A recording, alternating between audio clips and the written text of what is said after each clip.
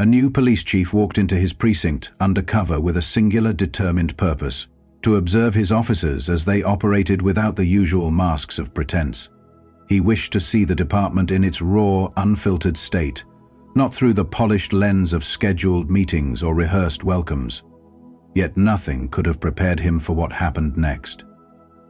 In a moment that would soon reverberate throughout the entire department, one white officer, convinced that the unassuming newcomer was nothing more than a nobody, spat in his face. That act of blatant disrespect set in motion a series of events that would lead to a shocking revelation, leaving everyone in the precinct reeling.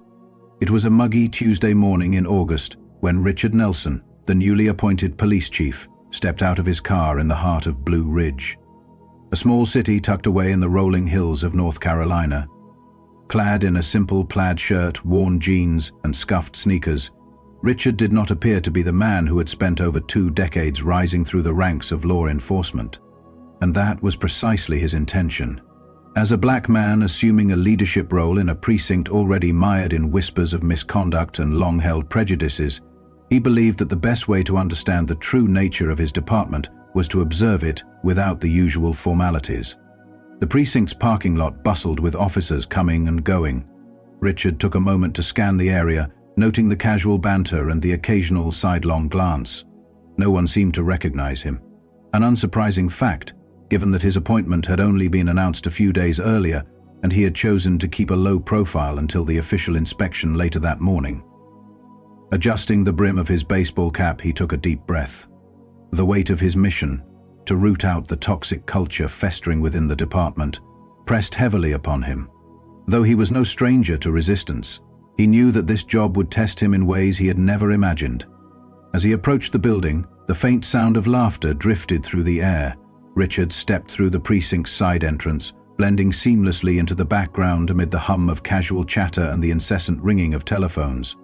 The tiled floors shone under the harsh fluorescent lights, and the stale aroma of coffee lingered in the corridors. He walked slowly, his eyes absorbing every detail of the dynamics around him. Clusters of officers huddled near desks, some sharing jokes and stories, others immersed in paperwork. For a while, no one paid him much attention, until he paused near the break room. "Hey you!" A sharp voice suddenly cut through the ambient noise. Richard turned to see a white officer striding purposefully toward him. The man's face was set in a smug grin, and his badge clearly identified him as Officer Daniels. A few other officers leaned casually against the wall, watching with interest. Richard opened his mouth, intending to speak, but Daniels did not give him a chance. "Lost, are we? This isn't a shelter," Daniels sneered, his tone thick with condescension. "You need to take that mess somewhere else." His words landed like a punch, and for a split second Richard hesitated, unsure whether to correct this blatant disrespect immediately or let the scene unfold further. Before Richard could decide, Daniels stepped even closer, his voice rising so that all present could hear. "Didn't you hear me? Get out of here! We don't need people like you hanging around." Laughter erupted from the group of onlooking officers, and Richard clenched his jaw, his heart pounding in his chest. He tried to speak, but Daniels leaned in so close that their faces were almost touching, and then, without warning, the officer spat directly into Richard's face. Time seemed to slow down. Richard's breath caught in his throat as the warm saliva dripped down his cheek. The surrounding laughter grew louder. One officer even slapped a nearby table in amusement, while another muttered something about showing the riffraff their place. Richard's mind raced, but he fought to maintain his composure. Slowly, deliberately, he reached into his pocket and withdrew a clean handkerchief, using it to wipe the spit from his face. "Is this how you treat everyone who walks through these doors?" he asked in a calm but firm tone. Daniels merely smirked, replying with a dismissive sneer. "Only those who don't belong here." The group's laughter boomed again, yet Richard said nothing. Instead, he turned on his heel and walked down the hallway, leaving the derisive officers behind as he made his way toward the precinct's main office. Shortly thereafter, an intercom crackled to life, calling all personnel to the briefing room. The room soon filled with chatter as officers filed in, some carrying steaming coffee mugs, others laughing over inside jokes. Richard entered quietly through a side door, holding a folder embossed with the precinct's official seal. He stood just out of view, watching familiar faces as they occupied the room. Some officers still chuckled about the earlier incident. Then Captain Harris, a stout man with a graying moustache, stepped up to call for order. "All right, settle down everyone. We've got an important introduction today," Captain Harris announced, his voice carrying authority. The officers quieted, their curiosity piqued. Daniels leaned against the wall, arms crossed, his smug expression intact, clearly reveling in his morning mischief. Captain Harris cleared his throat. "As most of you know, Chief Caldwell retired last month. We have been eagerly awaiting his replacement, and it is my pleasure to introduce our new leader, a man with an impressive record and a clear vision for this department." At that moment, Richard stepped forward. His footsteps were measured and sure, and as he walked to the podium, the room fell into an expectant silence. He placed the folder on the lectern and slowly scanned the room. His calm yet resolute demeanor only heightened the tension. Daniels's smirk faltered, and the color drained from his face as recognition dawned on him. Other officers exchanged uneasy glances. Some whispered, while others stared at Richard with wide eyes. "Good morning," Richard began in a steady voice. "My name is Richard Nelson, and as of today I am your new Chief of Police." The silence that followed was deafening. Daniels's face turned a deep shade of red, his earlier bravado evaporating almost instantly. Richard's gaze lingered on Daniels for a moment longer than necessary before sweeping across the room. "When I arrived this morning," Richard continued, "I chose to come in plain clothes because I wanted to see the department through an unfiltered lens. What I witnessed was both eye-opening and unacceptable. In my brief time here, I have seen behaviors that are not merely unprofessional, they are downright intolerable." A murmur ran through the crowd, but Richard raised his hand to quiet it. "Let me make one thing perfectly clear," he said, his tone rising with controlled authority. "The culture that has been allowed to fester in this department ends today. Respect is not optional. It is the foundation upon which we build our work as law enforcement officers. Without respect, we fail not only one another but also the community we are sworn to protect." He paused, letting his words sink in, while every officer in the room shifted uncomfortably under his unwavering gaze. "Navigating that. This morning some of you laughed, thinking you were witnessing another powerless man being put in his place," Richard continued, his voice now cutting through the silence like a sharpened blade. "But let me remind you, everyone who walks through these doors deserves respect, whether or not they wear a badge." His words resonated powerfully, and no one dared to move. Richard allowed the silence to linger for a moment, his eyes scanning each face in the room. Every officer seemed to understand the gravity of his message. Daniels shifted again, his eyes darting to the floor as beads of sweat formed on his brow. But Richard was not finished. "I understand that change is difficult," he said, his tone steady yet imbued with authority. "However, there will be no tolerance for behavior that disrespects the dignity of any individual, be it a colleague, a civilian, or anyone else." Richard then stepped down from the podium and slowly advanced toward the officers, his presence radiating calm intensity. "Officer Daniels," he said, locking eyes with him, "you represent everything that is broken in this department. When you spat in my face, you did not just disrespect me. You disrespected the badge, the oath, and the very community we vowed to serve." Daniels's face contorted in shock, and he stammered, "Chief, I didn't know." Richard interrupted sharply. "You didn't care to know. You didn't pause to consider your actions, assuming that the man standing in front of you was insignificant. That assumption is precisely why this department has lost the trust of the people." A heavy silence fell over the room. Richard's voice then took on a firm, resolute tone as he addressed the entire group. "What I witnessed today was not merely one man's mistake. It is a symptom of a deeper culture, one in which bullying and prejudice are not only tolerated but, at times, celebrated. That ends today." He stepped back toward the podium and continued, "I have spent my career fighting for justice, not only on the streets but also within the walls of departments such as this one. Change is not easy, and it will not happen overnight. But I promise you this, as long as I am chief, this precinct will operate with integrity, respect, and accountability." Richard paused, then nodded slightly toward Captain Harris. Effective immediately, Officer Daniels is suspended pending an internal investigation. And for those of you who believe this is merely a slap on the wrist, think again. This is only the first of many changes. Gasps rippled through the room as Daniels's face flushed crimson. His jaw tightened as he avoided the stares of his peers, and Richard, unflinching, stood tall. This isn't about punishment, he declared firmly. It is about setting a standard. If you are not willing to rise to that standard, then this is not the place for you. Richard scanned the room one final time, his eyes locking with those of every officer. If you are ready to do better, to be better, then we will move forward together. But remember, I will hold you accountable every step of the way. With that, the meeting ended in a heavy silence. Officers shuffled out without their usual chatter. Richard remained at the podium for a moment longer, watching as Daniels stormed out, his face a mixture of embarrassment and anger. The other officers avoided eye contact, their expressions ranging from guilt to quiet contemplation. Back in his office, Richard sat down at his desk and exhaled deeply. He knew this was only the beginning. Years of entrenched attitudes would not change overnight, and perhaps for some, they might never change at all. Yet Richard had not come to Blue Ridge to make friends. He had come to make a difference. Soon after, the phone on his desk rang.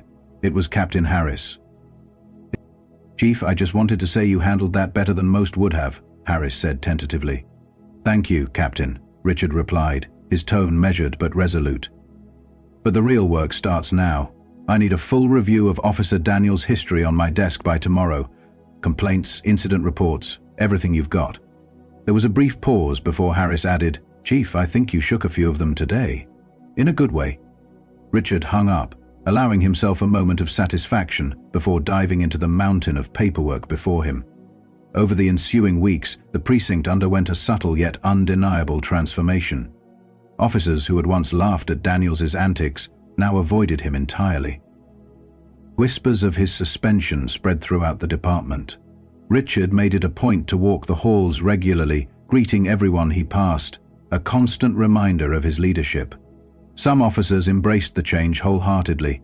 For instance, Officer Reyes, a young recruit, once approached Richard, admitting that she had been complicit in the toxic culture out of fear of retaliation. "I want to do better, Chief," she said earnestly. "That's all I ask," Richard replied kindly but firmly. "It starts with you." Not everyone, however, was willing to change. Officer Daniels filed an appeal against his suspension, claiming unfair treatment. Richard held his ground, standing firm in his belief that accountability was not optional. The department's review uncovered a string of previous complaints against Daniels, incidents involving excessive force, inappropriate comments, and more. His appeal was denied, and Richard made it clear that the days of brushing misconduct under the rug were over. Despite the progress, Richard understood that the road ahead would be long. Discussions about implicit bias and community relations were met with mixed reactions, yet he remained undeterred. Every small victory, a recruit speaking up, an officer rethinking their approach, was a step towards something greater. One morning, Richard attended a community event where he met a young boy who shyly approached him. "Are you really the chief?" the boy asked, his eyes wide with wonder. "I am," Richard replied with a warm smile. "My dad says the police don't care about us." The boy's voice was barely above a whisper as he continued, "But I believe you do." Richard crouched down to meet the boy's gaze. "I can't change the past," he said gently, "but I promise we're working to do better, and if you ever need help, you come find me, okay?" The boy nodded, a small smile breaking across his face. It was moments like these that reminded Richard why he had taken the job in the first place. By the end of his first year, the precinct was far from perfect, but it was undeniably different.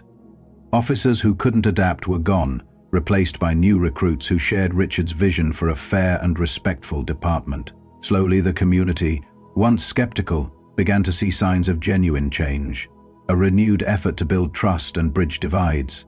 One evening, as officers filed out of the precinct's main hallway after their shifts, Richard stood quietly, watching the transformation unfold. The laughter and camaraderie felt different now, genuine, inclusive, and not at someone's expense. Richard knew that challenges would always persist, But for the first time in years, he felt hopeful. Change was never easy, but it was worth every struggle. In that moment, Richard reflected on all that had transpired since his first day at Blue Ridge. He thought of the harsh lessons he had learned, the courage it had taken to confront deeply entrenched prejudice, and the promise of a future where respect and accountability reigned. His own journey was just beginning, but already he could see the ripples of his actions spreading throughout the department and the community. Richard's experience taught him many lessons.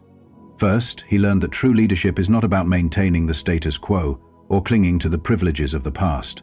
Instead, leadership is about having the courage to confront uncomfortable truths and to set a higher standard for everyone. It is about the willingness to hold oneself and others accountable, regardless of rank or position. Second, Richard understood that change must start at the top. The culture of any institution is a reflection of its leadership. By addressing misconduct head-on and demanding respect for every individual, he was laying the groundwork for a new era, one in which integrity, fairness, and accountability were more than mere words. They were the very foundation of the department's identity. Third, the incident served as a powerful reminder that no matter how much power or authority one might hold, every person deserved respect. The scornful act of spitting in his face had not only disrespected Richard personally, but it had also undermined the very values that his badge symbolized. As he looked into the eyes of his officers that day, Richard vowed that he would not allow such behavior to go unchallenged again. Respect, he believed, was the cornerstone of justice, and without it, the trust of the community could never be restored. Finally, Richard learned that transformation is a continuous process. The road to meaningful change is long and fraught with setbacks, but every small victory, every officer who embraced a new way of thinking, every community member who felt heard, was a step toward a better future. In his heart, he knew that while he could not change everything overnight, he could inspire others to rise above the old ways and to work together for a common good. Standing in the hallway that evening, watching the last of his officers depart, Richard's mind buzzed with possibilities. He reflected on the challenges ahead, the implicit biases that needed dismantling, and the long, hard work required to rebuild trust. But he also felt a deep sense of purpose. He had come to Blue Ridge not to make friends, but to make a difference. And in that mission, he was resolute. As the days turned into weeks, whispers of change began to spread, not only through the precinct, but throughout the community. Richard made it a point to walk the halls regularly, greeting everyone with a quiet strength that reminded them of the new standards he was determined to uphold. Even those officers who had once scoffed at his arrival now took notice, and some even began to reconsider their own actions. Young Officer Reyes, for example, approached him one day, admitting that she had been complicit in the toxic culture out of fear of retaliation. "I want to do better, Chief," she said earnestly. Richard's response was gentle yet firm. "That's all I ask. It starts with you." Though not everyone was willing to change, Richard pressed on. When Officer Daniels appealed his suspension, claiming unfair treatment, the department's review revealed a litany of complaints. Excessive force, inappropriate comments, and more. Daniels's appeal was denied, and Richard made it abundantly clear that misconduct would no longer be swept under the rug. Despite the progress, Richard understood that the road to genuine reform was long, and that conversations about implicit bias and community relations would be challenging. Yet every small step, every officer who re-evaluated their behavior was a victory in itself. At a community event one crisp morning, Richard encountered a young boy who approached him shyly. "Are you really the chief?" the boy asked, his eyes wide with wonder. Richard smiled warmly and replied, "I am, and I promise you, we're working to do better." The boy's simple, heartfelt response reminded Richard of why he had taken on this role in the first place, to ensure that every voice in the community was heard and respected, regardless of its volume or origin. That encounter reinforced Richard's belief that true leadership means not only enforcing rules, but also inspiring trust and understanding. By confronting prejudice and demanding accountability from his officers, he was forging a path toward a department and a community built on mutual respect. In the quiet moments after the meeting, as he sat in his office reviewing reports and reflecting on the day's events, Richard realized that while the challenges were daunting, the promise of change was real.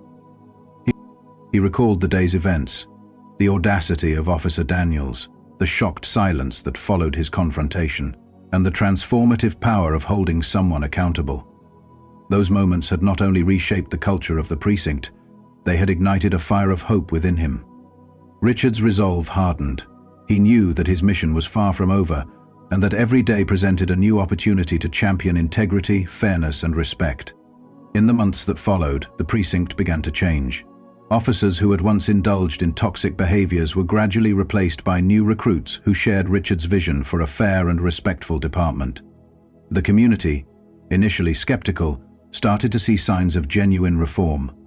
Conversations about transparency, accountability, and respect became more frequent, and a renewed effort to build bridges between the police and the public took shape.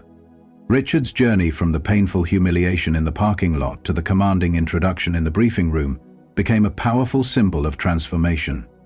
His actions had not only exposed the deep-seated issues within the department, but also set in motion a movement for change that resonated throughout Blue Ridge. The lessons he imparted about the importance of respect, the need for accountability, and the power of transformative leadership became the cornerstone of his tenure as chief. In one of his final addresses of the year, Richard stood before a gathering of officers, community leaders, and local residents. "Change isn't easy," he told them, his voice resolute, yet empathetic. "It will not happen overnight, but every day each of us has the power to make a difference. Our actions, our words, and our commitment to justice are what will rebuild the trust between us and the community we serve. Let us not be defined by our past mistakes, but by the positive change we create together." His words were met with a mixture of nods, thoughtful silence, and ultimately applause, an acknowledgement of the difficult journey ahead and the hope that guided it.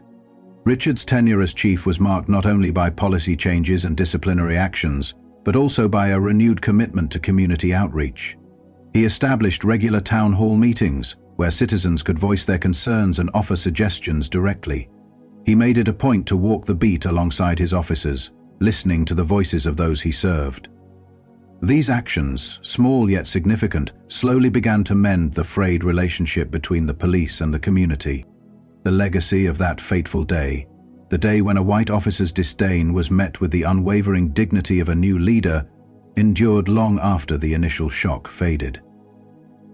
Richard Nelson's bold stand against disrespect and prejudice inspired not only his own department, but also set an example for law enforcement agencies across the region. His insistence that every person, regardless of their rank or background, deserved respect, reshaped the culture of his precinct and ignited a broader dialogue about the values that should guide those sworn to protect and serve.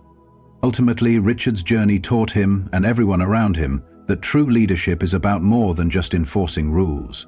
It is about inspiring change, holding oneself accountable, and nurturing an environment where respect and integrity prevail. His commitment to transforming the precinct, starting from the very moment he was disrespected, became a beacon of hope, a reminder that even in the face of ingrained prejudice, change is possible when one is willing to stand up for what is right. In reflecting on his experiences, Richard often recalled that muggy Tuesday morning when everything changed. The image of Officer Daniels' sneer, the sound of laughter echoing in the corridor, and most of all, the transformative power of accountability, all served as a constant reminder that the fight for justice is ongoing and that leadership requires both courage and compassion.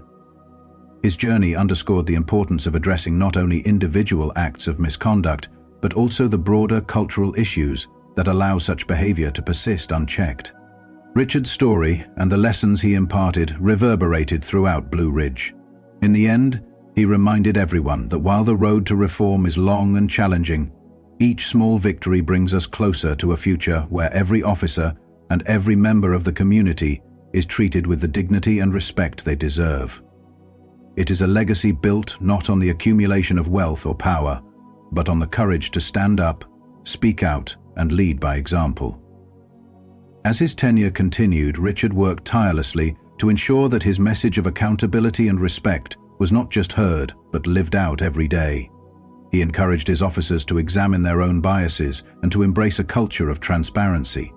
He urged the community to engage in open dialogue with law enforcement, fostering an environment of mutual trust and collaboration. His leadership, marked by both strength and humility, became a testament to the idea that true change begins when we hold ourselves to the highest standards of integrity.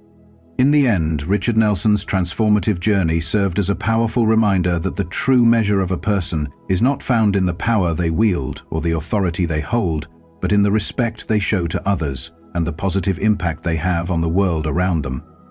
His legacy was one of courage, resilience, and an unwavering commitment to justice, a legacy that would inspire future generations to challenge injustice and to work tirelessly for a better, more equitable society. If this story resonates with you, remember that every act of kindness, every moment of standing up for what is right, has the power to change lives. Share this story and let it be a call to action for all of us, to build a future where respect, accountability, and compassion are the guiding principles in every aspect of our lives. True leadership is not measured by the accolades one receives, but by the lives one touches and the legacy one leaves behind. In a world that often seems driven by material success and individual gain, let us remember the simple truth that what we truly have is not what we accumulate, but what we give away. When we choose kindness over indifference, integrity over complacency, and accountability over apathy, we contribute to a brighter, more just world.